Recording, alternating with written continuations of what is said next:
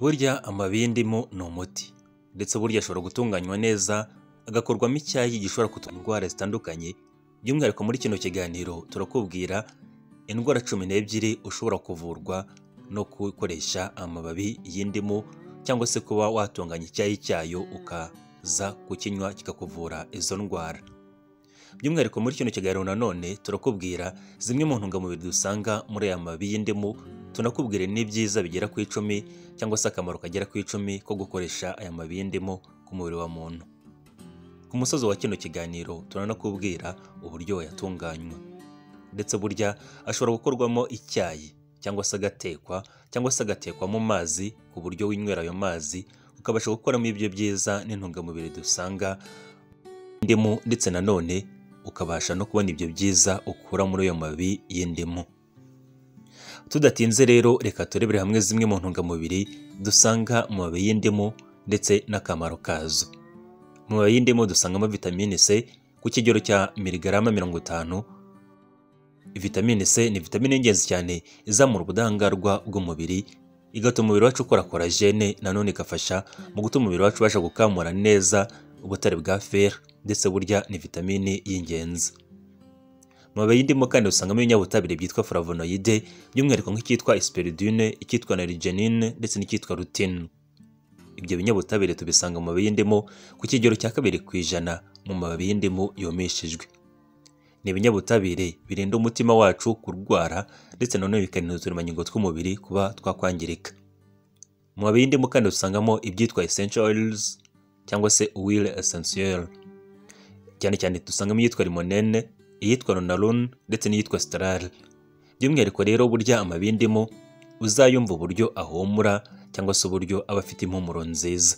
Ibyo biterwa n'izo essential oils ziba zirimo mu ndimu rero, cyangwa se mu mababi y'indimu tuyisangamo ku kigero cya 1%.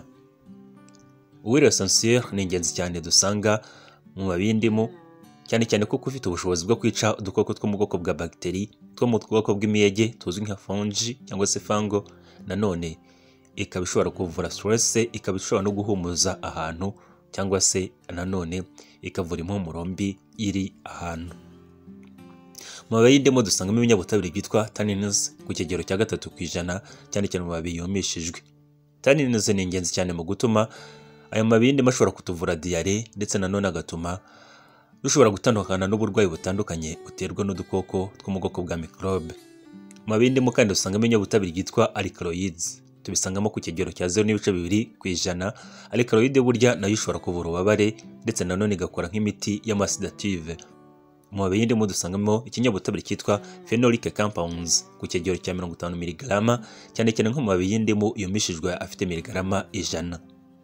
Burya rero phenolic compound zibasha kugabanya kubyimbirwa, nanone zikatuma dutandukana n'ibibazo bya metabolic disease, cyangwa se nk'abantu bafite uburwayi bwa diabete. Mu mababi y'indimu kandi usangamo umunyungugu witwa calcium ku kigero cya miligarama 120.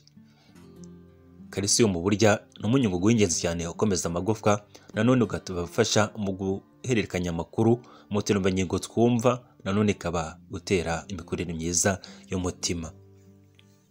Mu mababi y'indimu kandi usangamo potassium, nawo ukaba ari umunyungugu mwiza cyane ufasha mu kugenzura umuvuduko w'amaraso ukabije ukajya ku murongo, ndetse nanone ukanafasha mu gushyira ku murongo ikigero cy'amazi ari mu mubiri, ndetse nanone ugatera imikorere myiza y'imikaya. Mu mababi y'indimu kandi dusangamo umunyungugu witwa magnesium, nawo ukaba ari umunyungugu mwiza cyane ufasha mu kuvura stress, nanone ukaba ushobora gukoreshwa muri enzyme zitandukanye zigera ku bihumbi cyangwa se zigera ku majana, nanone ukaba ufasha imikorere myiza y'imikaya, ndetse n'imikorere myiza y'imyakura yumva. Nanone burya mu mababi y'indimu dusangamo fer cyangwa se iron, tukayisangamo rero burya fer ikaba ifasha mu gukora intete zitukura z'amaraso, red blood cells, nanone byafasha mu gutwara umwuka mwiza wa oxygen. Tudatinze rero reka turebere hamwe izo ndwara 12 zishobora kuvurwa no gukoresha amababi y'indimu. Tubibutsa ko rero ku musozi wa kino kiganiro turakubwira uburyo wategura aya mababi, uburyo wayatunganya neza ukabasha kuyakoresha. Indwara ya mbere rero ishobora kuvurwa no gukoresha amababi y'indimu ni indwara yo kubura ibitotsi cyangwa se insomnia. Ubundi insomnia ni indwara aho umuntu aryama akabura ibitotsi, akabura gugoheka bikanga.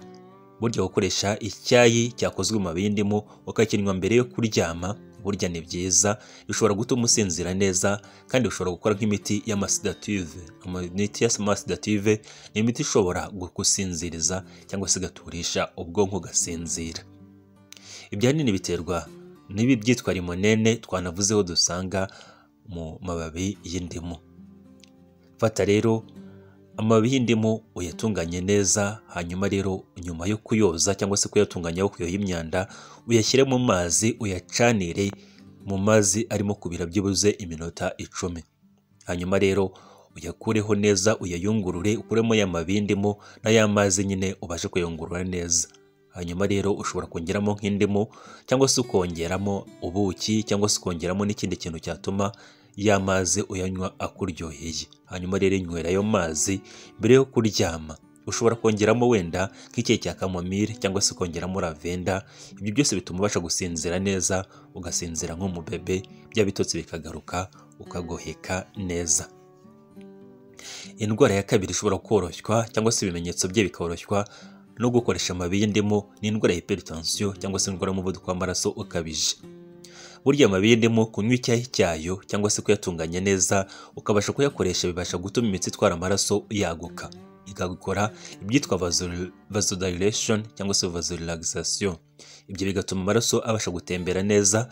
Nanone ibinyabutabire byitwa flavonoide dusanga mu mababi y'indimu nk'icyitwa spiridine burya kibasha kugabanya umuvuduko w'amaraso ukabije mu buryo buri naturel. Hanyuma rero fata icyayi cyakozwe mu mababi y'indimu ugitunganye neza, hanyuma ukinywe buri munsi. Ibyo bizatuma ubasha gukira ndetse na bya bimenyetso by'indwara ya hypertension bibasha kugabanuka cyangwa se umuvuduko w'amaraso ujya mu kigero cyiza. Ariko hano byaba byiza ugiye uhekenya na tungurusumu mu gihe usanzwe ufite uburwayi bwa hypertension. Indwara ya gatatu ibasha kuvurwa no gukoresha amababi y'indimu ni indwara ya stress cyangwa se anxiety.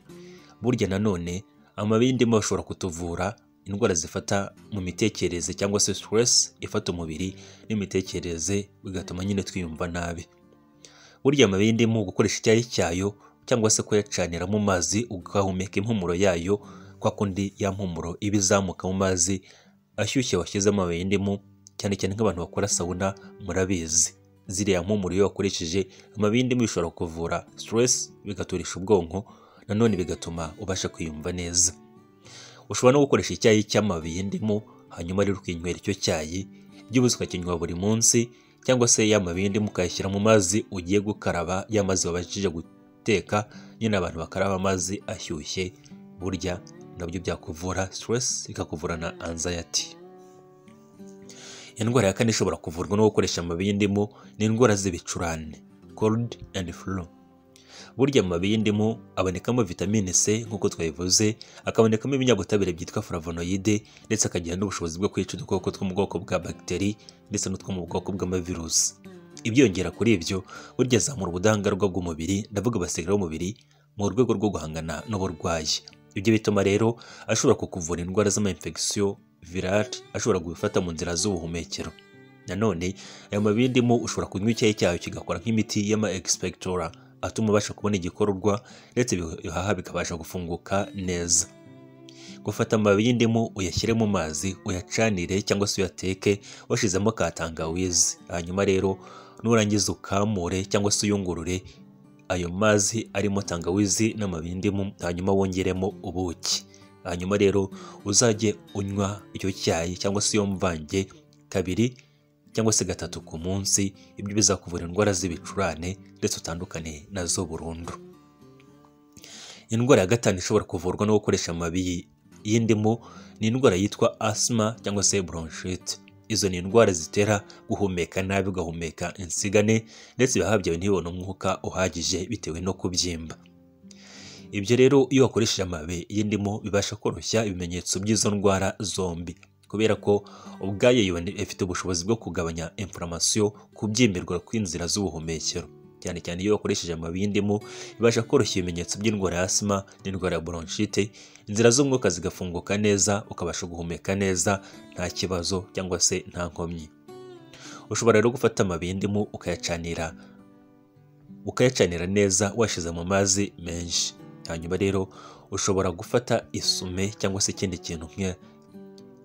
kintu nka kuvurori cyangwa se ikindi kintu ukubarara hejuru y'indimu cyangwa se yibase irimo y'amazi y'indimu ariko wacaniye mu mazi. Hanyuma ukagenda uhumeka umwuka wayo winjira mu nzira z'ubuhumekero, ari nako ugenda uhafungura. Nanone ushobora kunywa icyayi cyakozwe mu mababi y'indimu, nabwo bikabasha gutuma mu mazuru ndetse no mu kanwa yewe no mu nzira z'ubuhumekero hafunguka hakoroha. Indwara ya gatandatu ishobora kuvurwa no gukoresha amababi y'indimu ni indwara zifata mu nzira zigogora cyangwa se mu nzira zinyuramo ibiryo. Harimo kubyimba mu nda, hakagugara, hakuzuranamo umwuka, kuba wagira ibibazo bya indigestion cyangwa se indwara ya constipation. Uburyo ukoresha amababi y'indimu ushobora kwivura izo ndwara zose tukubwiye zifata mu nzira zigogora. Ibyo ahanini biterwa no kuba iyo wakoresheje amababi y'indimu atuma umubiri wacu ukora enzyme zifasha mu gucagagura ibiryo ku bwinshi, ndetse nanone umubiri wacu ukabasha kuvubura indurwe bile ifasha mu gucagagura no gutunganya ibyo twariye birimo amavuta. Ibyo rero bikagira ingaruka nziza kuko bikuvura indwara ya indigestion ndetse bikagabanya n'ibyago byo kuba mu nda yawe hakuzuranamo umwuka. Nanone burya amababi y'indimu kuyakoresha kunywa icyayi cyayo bishobora kugira ingaruka cyangwa se effet nk'iy'imiti y'amarexactive. Ni imiti ishobora gutuma wituma neza, umusarane wawe ukoroha. Ushobora gufata amababi y'indimu ukayashyiramo amazi ukayakoramo icyayi, hanyuma rero ukazajya winywera icyo cyayi, bizakuvura izo ndwara zose twakubwiye. Ushobora no kongeramo umwenya kugira ngo birusheho gukora neza. Indwara ya karindwi ishobora kuvurwa no gukoresha amababi y'indimu ni indwara y'ububabare bwo mu mihango cyangwa se menstrual cramps. Cyane cyane burya hari abagore bagira ububabare bukabije mu gihe bari mu mihango. Burya rero gukoresha amababi y'indimu byakoroshya ubwo bubabare ndetse bigatuma ushobora no gutandukana nabwo. Burya rero inyigo zitandukanye zagiye zigaragaza ko byibuze gukoresha icyayi gikoze mu mababi y'indimu bishobora gutuma ububabare bwo mu mihango bworoha ndetse nanone bigatuma ugubwa neza. Mu gihe uri mu mihango burya ngo ni byiza ko wanywa icyayi gikoze mu mababi y'indimu byibuze inshuro 2 ku munsi, bituma rero ubasha koroshya ubwo bubabare cyangwa se bukagabanuka. Indwara ya 8 ishobora koroshywa ibimenyetso byayo no gukoresha amababi y'indimu ni indwara ya diabete. Burya amababi y'indimu afite ubushobozi bwo kugenzura no gushyira ku murongo isukari ndetse no gutuma umusemburo wa insuline wongera gukora neza. Muri make atera ibyitwa insuline sensitivity. Nanone ibyo bikagabanya isukari mu maraso, bigatuma nanone umuntu ufite uburwayi bwa diabete ya sukari iguma mu kigero cyiza. Burya ngo kunywa icyayi gikoze mu mababi y'indimu byibuze nta kindi kintu rero warya cyangwa se washyira mu nda nko mu gitondo, bituma isukari yawe igenzurwa neza. Bigatuma rero ari byiza ku bantu bafite uburwayi bwa diabete, bishobora kuborohereza iyo ndwara cyangwa se isukari ntizamuke cyane. Indwara ya 9 ishobora koroshywa ibimenyetso byayo no gukoresha amababi y'indimu ni indwara ya rubagimpande. Burya abantu bakuze bakunda kwibasirwa n'izi ndwara za rubagimpande, ariko burya gukoresha amababi y'indimu bishobora koroshya ubwo bubabare ndetse bikoroshya n'ibimenyetso by'izo ndwara. Ushobora gufata amababi y'indimu ukayasya neza, hanyuma ukayavanga n'amavuta ya coconut, hanyuma ukazajya ubisiga ahandi hakubabaza cyangwa se ahandi hakurya. Burya ibyo bishobora kukuvura iyo ndwara. Iyo rero wayaseye cyangwa se ariko ukayasya ari mabisi, ugakora ikimeze nk'ipate, hanyuma ukakivanga n'amavuta ya coconut, ukazajya ubisiga aho hakubabaza cyangwa se hafite uburwayi bwa rubagimpande. Indwara iza ku mwanya wa 10 ivurwa no gukoresha amababi y'indimu ni indwara zifata ku ruhu, cyane cyane harimo nk'uturashes cyangwa se infection ashobora gufata ku ruhu. Burya amababi y'indimu afite ubushobozi bwo kwica udukoko two mu bwoko bw'imiyege, fungo ndetse n'utwo mu bwoko bw'amabagiteri. Ibyo bituma rero aba meza mu kuvura indwara zishobora gufata ku ruhu zatewe n'ama-infection atandukanye cyangwa se n'utwo dukoko. Si ibyo gusa kuko burya gashobora no gutuma uruhu rwawe rworoha ndetse nyine rugakira. Fata rero amababi y'indimu uyasye neza ariko ari mabisi atumye, hanyuma ugenda uyasiga ku ruhu ahafite ikibazo cy'ama-infection cyangwa se nanone ahafite indwara zise, ibimeme ndetse n'ibindi. Burya ngo ushobora gutuma bibasha gukira neza. Hanyuma rero nyuma yaho yo gusigaho yamvange hanyuma ukarabe. Indwara ya 11 ishobora koroshywa ibimenyetso byayo no gukoresha amababi y'indimu ni indwara ya malaria ndetse n'indwara z'umuriro. ngo kuva kera muri Afurika bakoreshaga amababi y'indimu bivura indwara za malariya, cyane cyane nyine ngo ni ubuvuzi bushobora kuba bwaraturutse mu bihugu byo muri Aziya. Uburyo gukoresha amababi y'indimu ngo bishobora kuvura indwara za malariya, cyane cyane bikagabanya umuriro wayo. Ariko ibi ntabwo bisobanuye ko wakoresha amababi y'indimu gusa wivura malariya. Ni byiza ko wakoresha n'iriya miti ivura malariya nka Coartem, Artesunate, Quinine ndetse n'indi wandikiwe na muganga, kuko burya malariya ntabwo 100% ishobora kuvurwa n'amababi y'indimu. Wenda bishobora koroshya ibimenyetso byayo cyangwa se ingaruka zayo, ariko ntabwo 100% byavura malariya. Indwara ya 12 ishobora kuvurwa no gukoresha amababi y'indimu ni indwara zifata mu kanwa, indwara zifata ishinya ndetse n'indwara zifata amenyo akangirika. Burya ngo gukoresha amababi y'indimu ukazajya uyahekenya, cyangwa se ukaba ushobora kuyahekenya nyine ari mabisi wabanjije kuyoza neza ku buryo atagutera ubundi burwayi, cyane cyane nk'udukoko twaba twatarukiyeho tukajya mu kanwa, ukabanza kuyatunganya neza, bishobora kukuvura indwara z'amabagiteri ari mu kanwa, nanone bigatuma ugira impumuro nziza. Burya amababi y'indimu afite ubushobozi bwo kwica mikorobe ndetse n'utundi dukoko dushobora gutera uburwayi mu kanwa. Nanone burya ngo unyweye icyayi gikoze mu mababi y'indimu, burya nabyo ushobora kuvura izo ndwara zo mu kanwa, cyangwa se amazi watetsemo amababi y'indimu ukazajya uyakoresha wiborosa yoza mu kanwa, burya ushobora gutuma wivura ndetse ukagabanya n'ibibazo byinshi bifata mu kanwa. Reka turebere hamwe rero zimwe mu ngaruka nziza cyangwa se bimwe mu byiza, kamwe mu kamaro ko gukoresha amababi y'indimu ku mubiri wa muntu. Ahanini burya amababi y'indimu burya ni meza, afite n'ibyiza byinshi byo kuyakoresha ku mubiri wacu, harimo kuba ushobora kutuvura stress, twanabivuzeho. Burya aroma cyangwa se impumuro yayo agira ibyitwa calming effect. Ibyo bigatuma ashobora gukora nk'imiti ya sedative, ashobora kukuvura stress, anxiety ndetse no kwigunga. Burya amababi ashobora kuzamura ubudahangarwa bw'umubiri, ibyo bigaterwa na vitamine C tuyasangamo, ndetse na bya binyabutabire byitwa flavonoide tubisangamo, bigatuma rero azamura ubudahangarwa bw'umubiri. Aya mababi nanone ashobora kuvura byinshi mu bibazo bifata mu nzira z'igogora nk'uko twabivuze, harimo nk'indwara zo kugogara mu nda hakabyimba, cyangwa se indwara za constipation. Aya mababi nanone burya ashobora kugabanya isukari yo mu maraso ikajya ku murongo, cyane cyane bikaba ari byiza kuyakoresha ku bantu bafite uburwayi bwa diyabete.